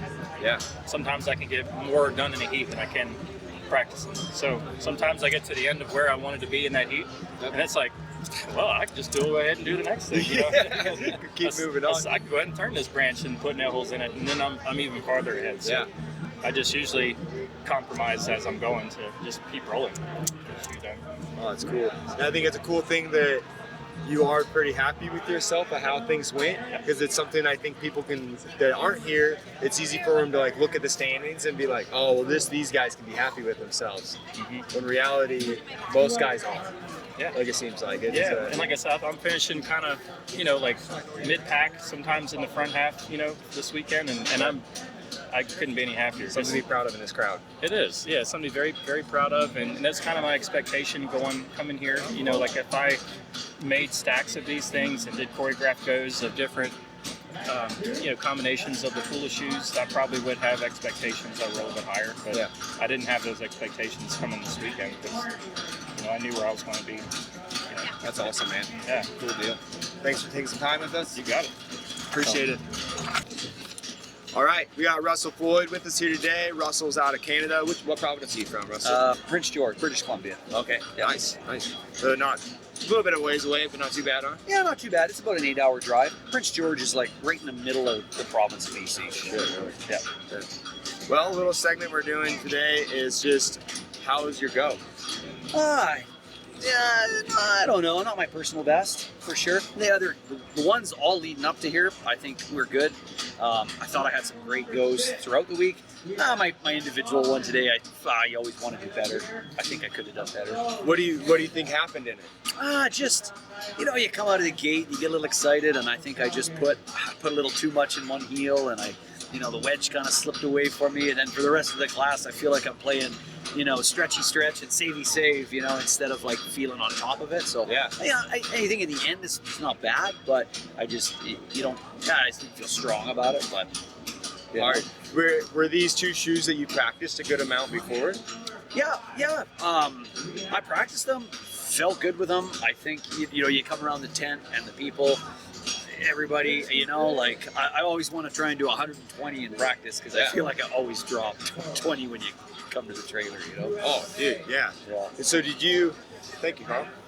Did you ever put these two shoes together? Yep, I put these two together. Did you? Yeah, and actually, I guess, I was ahead of my time, like at home, so I guess that's good, but I guess that's just that competition practice too, I think. I did put these two shoes together. It was the bevel and it was the concave Calkin wedge. Yep. I did this concave Calkin wedge at a contest a couple months ago. Felt good about it, did good there, and then you practice and practice, you get here and it's hard to practice this environment. It's probably the biggest, yeah. It's a very hard thing, and it's the mental side of it. Yeah. I think is big. Yeah. Well, when you're going, you go next to some of your, your heroes as you're going through the thing, and it's cool because you're a part of it. But for sure, it's a total mental thing when you get here. Yeah. So, Calkin wedge kind of got away from you a little bit. What about the bevel? I bumped too much in, and I knew I was small right off the bat. I just said it was too thick, and then for the rest of the class, each heat I'm just trying to grow it and grow it and grow. I knew I was going to be too small right from the beginning. And so did that kind of put you in a little weird mindset of like you weren't really able to stick with your original plan, right? Yeah. You're trying to get the dimensions instead of like maybe trying to get your points. Yeah, I think so. I think that each heat you're just thinking of grow it, and I'm a little bit behind instead of forward thinking. I feel like I'm playing catch up. Yeah, the beginning of each heat, I've been there, so it's like the beginning of each heat, you're almost like, well, I'm gonna do this, and then I'm gonna move on to the plan. Yeah. But you're like, yeah. By the time you get down to that first little like rewind, it's pretty hard to move on to the plan after that. Yeah. So is there anything that you would practice different? I think for me, like you said before, like mimicking this environment, I don't know if practicing on the clock more, I go back and forth, you practice on the clock to try to get quick, then you sometimes slow down to try to get details, and I guess if I practiced again, I would just maybe put a little tighter time limit than what the class actually is, and just be confident in less time. Might be my strategy for gearing up for the next one. No, I think that's a good point. Like, I've heard other guys say that they cut off 10 minutes or they cut off 15 minutes. Yeah. So then they know when they get to there. Yeah. But it's funny. Like I just talked to Carl, and Carl knows he's going to gain 10 minutes here every time. Okay. Yeah. Well, I'm not that guy. Yeah. I'm not that guy either. So it's a hard deal. Yeah. Did your mindset change at all by today from the first day, just after seeing some judging and some scoring? I don't know. I think I don't know if that changed. I mean, I felt good on the first couple goes. You got your striker, you got your buddy there, and I think sometimes that just settles your nerves a little bit. So I think those classes, I felt good personally on those other classes. And then it was just the individual one that was a little bit. Gets to you. Yeah. And no, it's good to hear. I think it's good for people to hear that the mental aspect of this is huge. Oh, huge. Yeah, we can all make these specimens at home. Yeah. It's a matter of doing it on the day. Oh, absolutely. Yeah. So. It's crazy. You just the music and everybody's going, and you got your steel in there. And, there's a whole thing to the fire management too, because 3 guys beside you pull their steel out. Yours isn't even hot yet, and you're like, well, I put it in the fire and I built my fire up. Why am I behind? And then it gets you. Yeah. Oh yeah. Automatically kind of throws you on a loop. Yeah. Man, thanks for doing a little interview with us. Tell us about your go, man. Well, thank you, Riley. Always good to see you. Always a pleasure. Appreciate it. Love the podcast, man. Keep them up. Man, thanks a bunch. Yeah. All right, we got Ian Richie with us here today. Ian's another guy that's been on the podcast before. A little bit of alumni here. And Ian, today we're just doing a little short segment that we're calling How's Your Go? Where it's always everybody wants to know after as soon as you get done. So what's that going to be about? About your go, all right. Your go today, the one you just had. Oh, geez, all right, yeah. It's one I personally find tough, just because I feel in my comfort zone when I've got a guy looking over my shoulder running the fire. So it's something mentally I should probably prepare for more. Practice more in the shop, doing maybe time goes, and I just don't. I walked away from here last year, 12 months ago, I walked away from here saying, that's it, I'm going to do more time goals for the individual class. And I kind of dropped the ball. It wasn't too bad. There were 2 shoes I was comfortable with, as opposed to the Swiss shoe and the French shoe. I was definitely more comfortable with those 2. And I thought it was going pretty well, to be honest. I just wanted to get my billets done early-ish, and they were fine. And then we all go through it. Anyone that's competed in a class, we've all gone through it. You look at the clock, you're cruising, you're doing fine. And I'm watching, I'm kind of where I am. And I get tinkering on the cock and wedge. It's in the vise, and I want to do it in 4 stages. I've got a plan. I've got 4 stages to clean this thing up. And I'm only into stage 2. And I look up at 3.5 minutes. And the other one's still sitting over there in the fire, not flattened, not anything. It's like a rookie mistake. How I could invest so much in the one, and still the other one was punched, it was clipped, it was to size. It didn't even have a lick of a rasp on it. So I'm old enough not to panic, but I just knew then it wasn't going to end well. Yeah. So the cockroach pulled out quick, put the fire on the fire just to basically blow up. It was what it was, and I tried to put some life into the bevel shoe. I got the edges taken off, I got the sharp bits, managed to give it a quick fluffing with the sandbox, and that was it, levelled it, and the bell went. But that was just hold on, it was just another disaster from this week. I've had a few this week. So really, what were some of the other hiccups you hit in the week then? The tong class, not even a hiccup. I'm not a strong tong maker at all, but I've worked them out, some bits and pieces, and I actually thought I had a good goal, a middle of the pack goal, which would have been good for me. But I get how that big table works. There's a lot of tongs, there's a lot of shoes go on there, and sometimes you just don't get a fair shake. I am not having a go at the judges. That is not what I'm doing, because I've done it. Yeah. You get your 10 good ones, you get your 10 not so good ones, and then in the middle, it just... They get lost in the middle. They get lost in the weeds. And The tongs definitely got lost in the weeds and just ended up at the wrong end for scoring well. But I benefited with some of the other ones I thought could have been in the middle, and they were actually at the pointy end. So rough for the smooth. But that was the biggest disaster. The Thursday doing the tong class and then the speed class and the tong class didn't go well.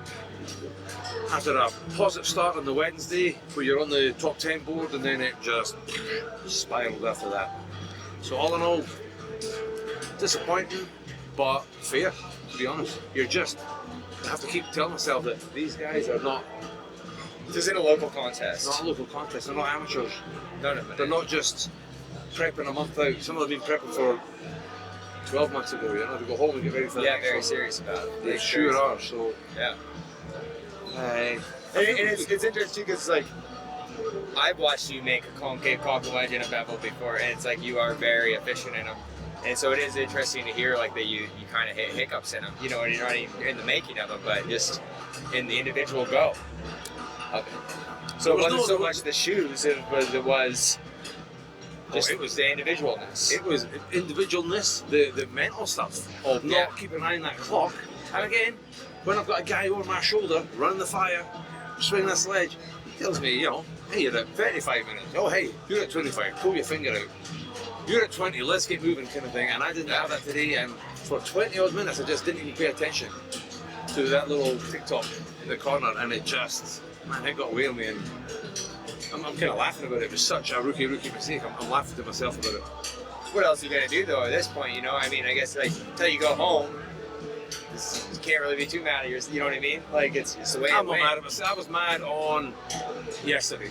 Yeah, I was poopy pants. I was disappointed.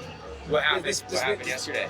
Well, because the scores came out from Thursday. Oh, okay, yeah. I just saw how far down the tongs were, how far down the speeches. Yeah, the speech was a disaster, but you obviously probably know that the specimen was mine. Yeah. So looking to do a bit better than middle of the pack, or just above middle of the pack. So that was disappointing. I did pour a lot in. I invested a lot of time, energy on this whole week, and it has not paid off. Paying off for me with being on that top 10 board, anything short of that is a disappointment. So I'm disappointed. But we're not here to sit around all for the next 2 days and feel sorry for ourselves. There's too many good guys around here to visit with, you know, and just still keep learning. Even at my stage of the game, I'm going to watch how Alex Collier tackles this last class, and I'm going to watch how Vincent Lamal tackled that French shoe yesterday. So much to get out of this weekend. So that's the purpose of the next 2 days, and we'll do some soul searching, and we'll figure out if we want to come back next year and give it a go again. Awesome, man. Hopefully we see you out there next year. Hopefully we'll see you here next year. Hopefully. Thanks, Appreciate it, man. You're welcome. All right. So we got Daniel Ark Everson's here with today. Where are you from, man? Norway, Oslo. Norway? Yeah. That's a cool place. How far of a flight was it for you? You have to go through several connections, so I had like 17 hours of travel. 17? Yeah. So it just shows 17 hours of travel, like how bad you wanted to be here. Wow. Yeah, it's a cool place to be. Yeah. Oh, it's sweet. Yeah. So this little segment we're doing here today is we're just asking people how their go went today. Yeah. Today's go was really good. Yeah. Felt like when I evaluate goals, it's more like if I feel I have a good run, I don't really care about the lists, because you can sort of influence other people's practice. But if I felt like I had a good run, it's more to my own expectations, really. Yeah. No, I think that's huge. It's something that I think some people get lost in a little bit, that they just focus on the list. Yeah. And I think it's something easy for people at home to focus on. They're like, oh, well, these are the guys up there. It's like, but all these guys had little victories. Yeah, absolutely. You know? Yeah. So did you practice these two shoes together at all? Not really, no. And the bevel one was, to be honest, one of the shoes I didn't practice too much. Oh, really? Yeah. But also the concave is it's kind of a tricky shoe, that section, and with concave wedge. But it came together really nice, and I think my concave wedge today was one of the better ones I made. So, anytime you can do better on the day. Yeah.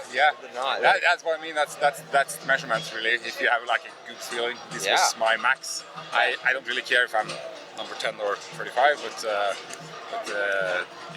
the feeling you have after goal is that is sweet. It's because I've done a good amount of goals where I don't have that feeling. Yeah. At the end, you know what I mean? I had one on Wednesday, the shoeing, the first shoeing. Yeah. It was like just an average goal, but I placed 23rd on the shoeing, and that was like where I expect to be on a good day. Yeah, and it was really not a good day for me, so that was kind of. And what do you think happened where you weren't really that happy with it? Well, the shoe moved a little bit over when I nailed it on, and it was fat small for what I cut for the foot. So but it was I think the French toe yesterday, that was a class that many had practiced because it was surprisingly high quality just overall. Yeah. But on Wednesday, I think maybe that omnidirectional shoe on the foot, that was a shoe that people took for granted. That was an easy class. Yeah, and I think so. But then front foot is harder to shoot than behind. It is very basis. Yeah, it's very hard to shoot a fit. Yeah, absolutely. Not so much hard to make. No. But get onto a horse. Yeah, pretty hard. And did you put a lot of French hinds on feet then at all? Well, it's not like a very pliable shoe because the customers will ask the reason for it. But I have 10 to 12 horses back in Oslo now walking around the French hinds. Yeah, that's perfect. And were the shapes or sizes when you got here any surprise or? No, not really. But I was happy when I saw the gypsies were out in the first round. Yeah. Because that was like the worst case scenario. Yeah. It was like either the small ponies or the big gypsies. Yeah. Last year I shot gypsies in both my shoeing runs. But then we had like fuller forward and plate stand on behind, so it wasn't that difficult really. No. But when you get like a French hind and you have to switch the section because of the size of the horse, that's my It's huge. Yeah. Like it's so hard. Yeah. And so did anything happen in your go today that was just a straight hiccup or that you wish you would have done better? No, not really. I mean, today is like a day we were just walking around waiting for a turn, so you have to sort of be ready every hour. Yeah. In a way, you know, you manage your meals, your toilet. It's like basic things. Yeah. Yeah. You have to be in the right place, you know, every hour. And one thing I noticed on the Falcon Mage was the specimen is probably bumped in the toe, and I see a lot of people do that. I didn't practice bumping in the toe, so and from my experience from the practice back home is that I usually get a little bit big, so I chose to pre-cut the steel and just made a shoe without the bump. Yeah, and it was just sweet, spot on. Yeah. I think that's probably a good direction to go because I've talked to quite a few people today, and quite a few people changed that up today. Yeah. Where they were like, I wasn't bumping, but I bumped her today. Yeah. So I think that was good. That's golden rule number one. Yeah. If you haven't practiced it, don't do it. Oh man, I have fallen victim to that. Yeah. We all have. Yeah. So on your bevel, did everything went smooth? Yeah, I think.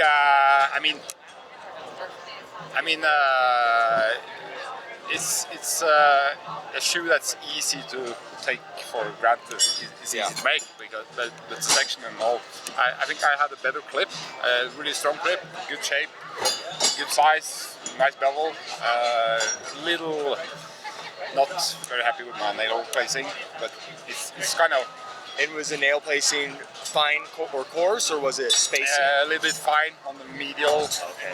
Last nail on the medial was a bit fine. Yeah, that's really. But I just think it's on a half-inch section. You do plate stamp. You have to sort of be very accurate with your.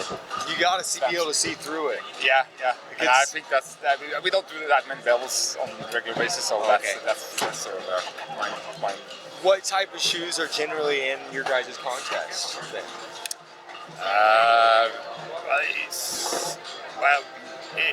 On the shoeing classes, it's normally like 3/4 forwards. Yeah. Okay. Yeah. Top with front. A little lighter stuff. Yeah. We use like just have to translate 25 by 10. That's inch by 3/8. Yep. Yeah. That's or inch by 3/4 by 3/8. Yep. Yeah. That's sort of the sizes we're in. Back home. Yeah. And now, that's something a lot of people probably don't think about at home, is all these guys that come from overseas like Daniel are used to millimeter stock. Yeah, yeah. And you guys don't have even our stock to practice with really at home. Yeah, that's joker in the in the deck, I would say. Do you think that got you at all this weekend, or I think enough to? I think it used to be worse. Yeah. Or worse for me, at least. I think especially the smaller stock, the 3/4 by 2/8. Yep. It's more like the European in size now than it used to be. Okay. But I remember from like 10 years back, 10 or 15 years back, that was like a stringy section. It was scant. Yeah. Yeah, it's scant. Yeah, so it was this big gap between the 3/8 by 3/4 and the inch by 3/8. You think it's closer now, though? Yeah, I think it's closer. Yeah. That's cool, man. Yeah. Well, thank you very much, dude, for doing a little interview for us. And cheers. Look forward to talking to you more. Appreciate it, man. Check 1 2 1 2. Good job, dude. You already knew. Did you go on there? Yeah, that's good. Picked it up. All right, we're here with Chris Madrid, and the week is kind of coming to an end a little bit. They're just getting done with we're in the last class going right now for the pool of shoes, and Chris was in the last round there. So Chris, a little session that we're doing here is just asking how you're going. Not like I would like it to go. Really? You know, it's just, I think anything you do with your hands, you know, you always wish you could improve on. Yeah. You know, I mean, I'm sure you know, being that you work in the shop a lot, any craftsman, I would imagine, you know. Yeah. Like the hardest thing is trying to get the thing in your head out of your hands. Yep. It's like the ultimate frustration of being a craftsman. And then do it in an hour.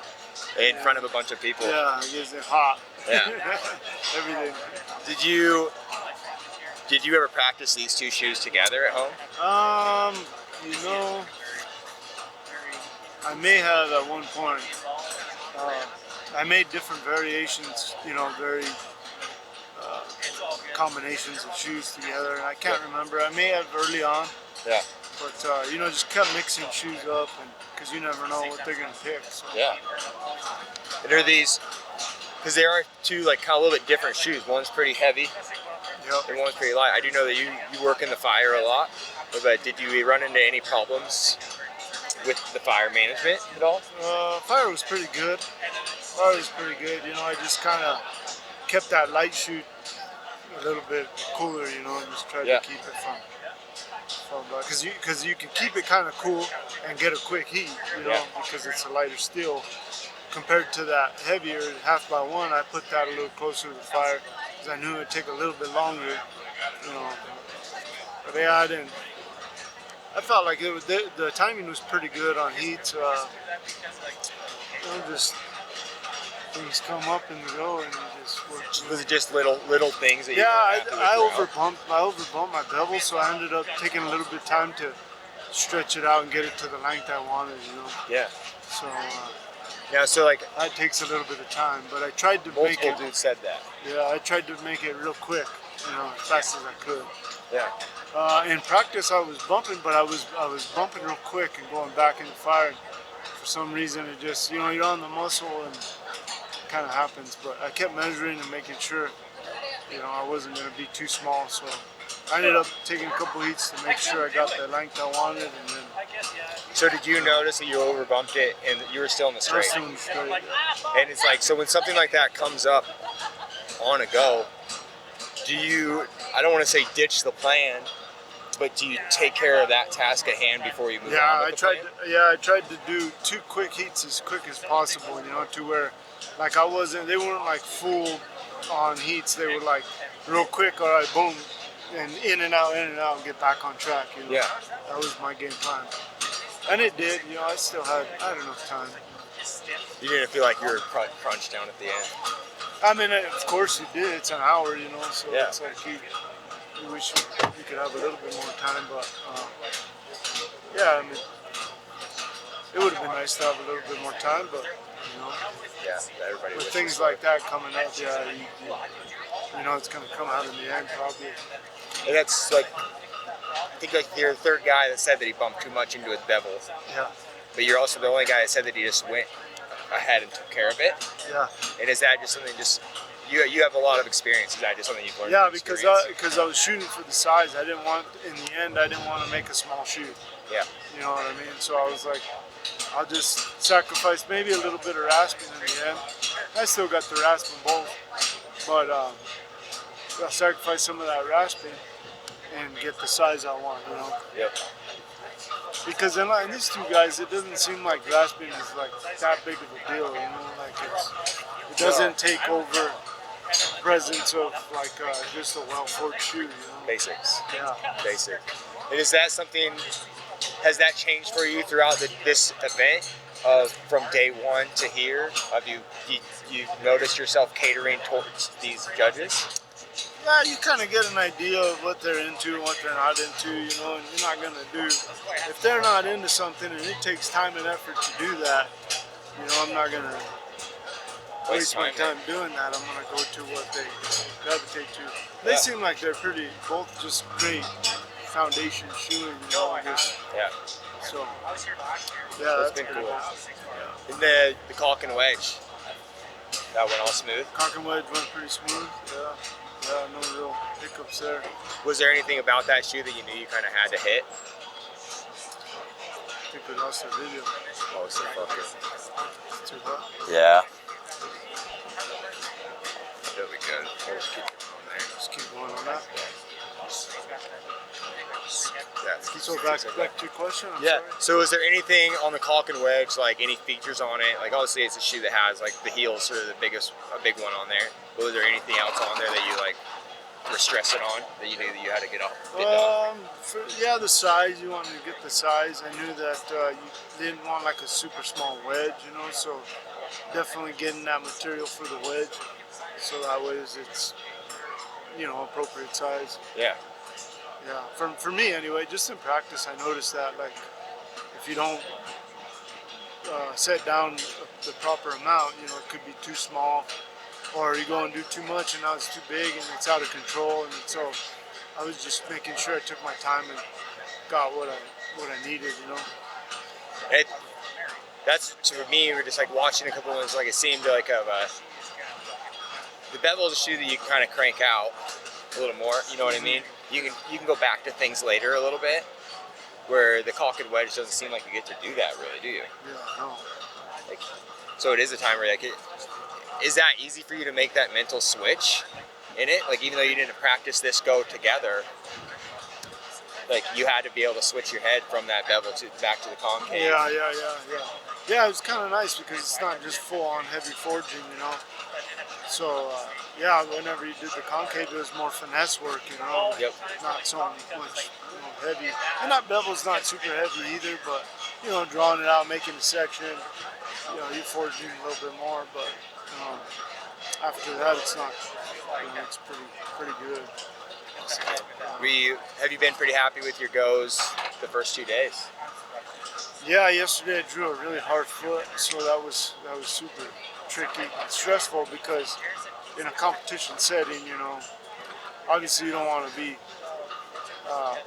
get a foot in that has cracks and, you know, issues where there's not much wall and things like that in such a tight time limit, and the type of shoes that we're nailing on, you don't, you know, you want a pretty good draw, but yeah, so yesterday was pretty stressful with that because it's a tricky foot, and you're like. Did your foot have cracks in it? I had cracks in it in both the medial and lateral side, so I only punched my toenails, and then after that I marked all my nails as I burned, because you know you're trying to accommodate those cracks. You don't want to nail into them. You know, you're making that shoe for that specific foot. You know?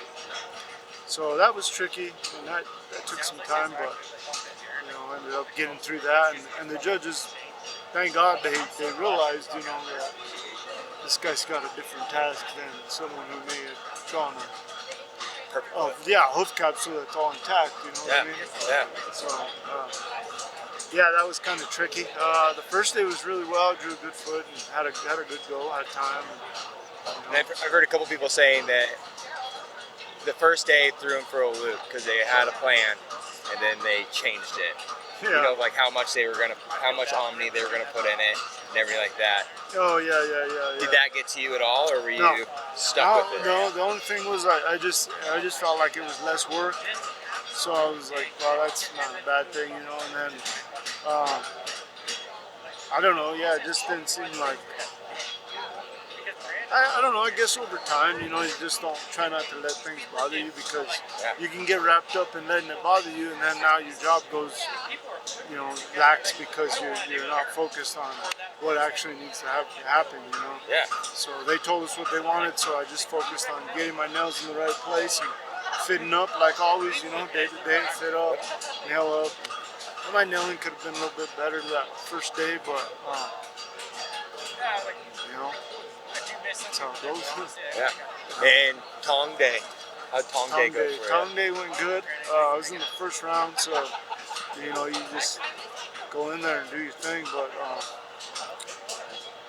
Bodie and I had worked on the tongs quite a bit, so I felt like, you know, we were pretty in tune on that. So that was going good. And yeah, tongs were pretty nice pair of tongs. It was one that I was like, man, I really hope Chris does good tongs. Yeah. You've made so many pairs of tongs. Yeah. I've watched you make them. It's like, I think that's part of it is tongs are one of those things that just like horseshoeing, you gotta have an eye for if you're there yet, or if they're pairs. For sure, yeah, putting the basics all in the right place. Yeah, that's the main thing.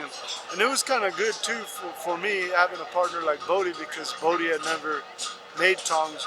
So, you know, I'm sure you've experienced this where you're teaching somebody, and when you start teaching, it really makes you fully understand, you know, because now you have to communicate that to somebody, right? Yeah. You know, so and have a reason for it. you have to have a reason behind what you're telling them to do and where to put things. And so that was really good for me in the practice, because we, you know, helping him just helping myself out as well, and it made me focus on the basics instead of start thinking of things that may be not so important. You know, teaching him the basics was like a reminder to myself, like that's what you got to stick to, right?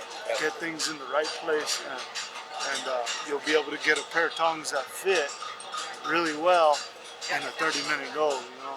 Yeah, it's not a lot of time to It's not a lot of focus on time. jewelry. So if you can forge really nice, but if things aren't where they need to be, well, that doesn't mean nothing, because now they don't work, right? Yep. And so it's like, It's a very hard thing, and I bet that did help a lot, revisiting the basics with Bodie, because it is easy as a tool maker sometimes to be focused on the jewelry a little bit more. Yeah. That is a really cool thing that it honestly worked out good. Yeah, and you've seen the specimen tongs, you know, that they're not like a pair of tongs that they're not my style of tong to build all the time. So, you know, I added a couple of things to help Mark get to look like his, you know. So that was different, you know. But these things still got to go where they got to go to work. Still and got be to functional. hold and swing. Hold, yeah. Hold and swing and be square. For sure.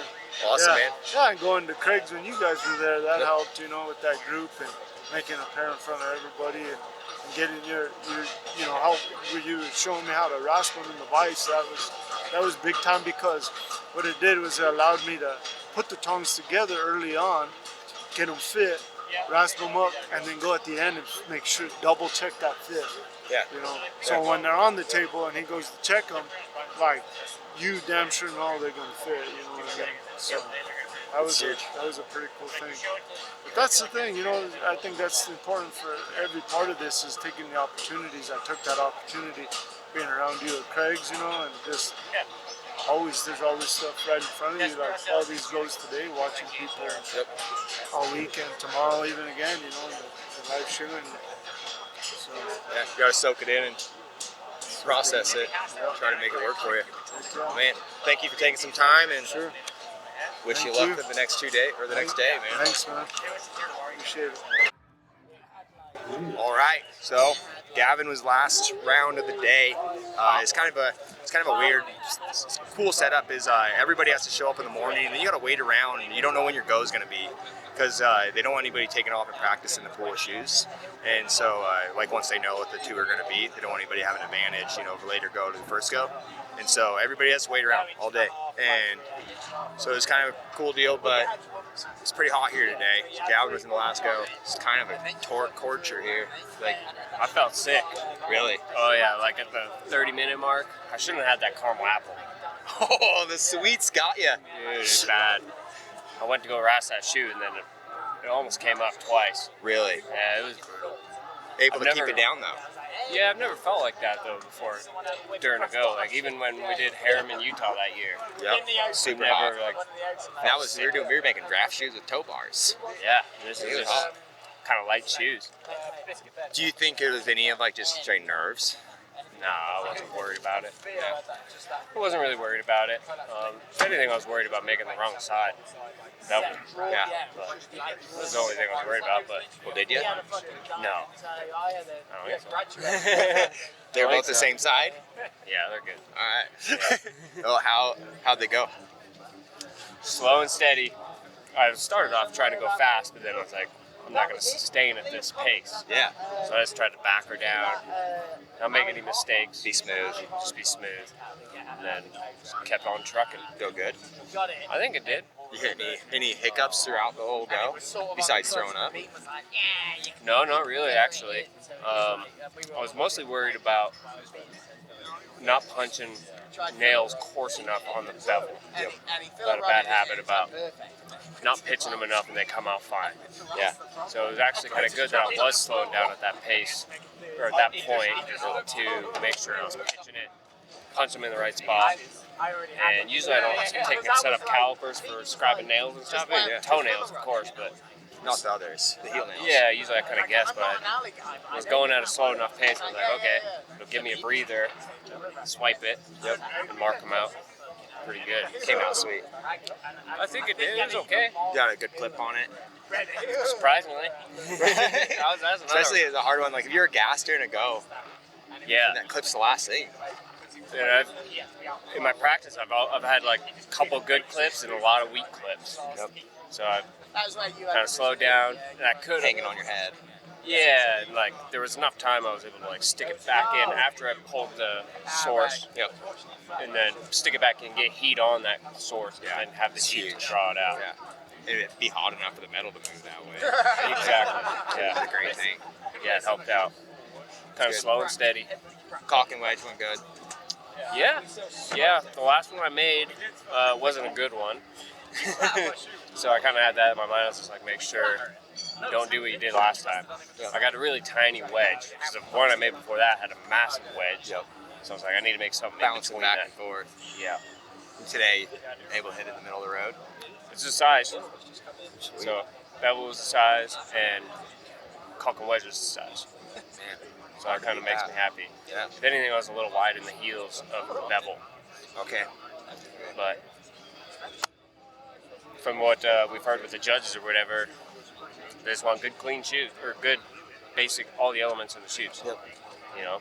Yeah, that's cool. Just kind of went through my mind and like, maybe it's not necessarily like I need to fuck shit up. Yep. To get Keep to the basics there. Yeah. Give them what they're looking for. I checked all my nails a couple times, so I was like, good there. Just get it flat, and then just rasp it up. Hope for the best. Basically, it's in the judge's hands now. Exactly. I've never had that where at 40 minutes, I was hot as can be, but had this chills. It was like that's called heat stroke. I'd step up to the fire and I'd just get like full chills, and then you know it's time you shouldn't be feeling chilled at all. Yeah, you're in front of the fire, sweating like a mofo. Yeah. Well, you got through it. Done. Yep. Inside stayed on the inside. Yeah, inside's on the inside, and then also like cross peen and concave has always kind of been hard. Yeah. Like get a weenie source, or whatever. Or roll over too much. So it was almost might have benefited that I like slowed was forced to slow down. Sounds like it. And not like rush through it and fly through the whole class. Yeah, make a big mistake. Yeah. So it's something that you couldn't come back from. Right. Well, cool, dude. Yeah. It's in the judges' hands now. All right, everybody. Thank you for joining in on this little segment. And hopefully people get something out of it. Yeah. Just that.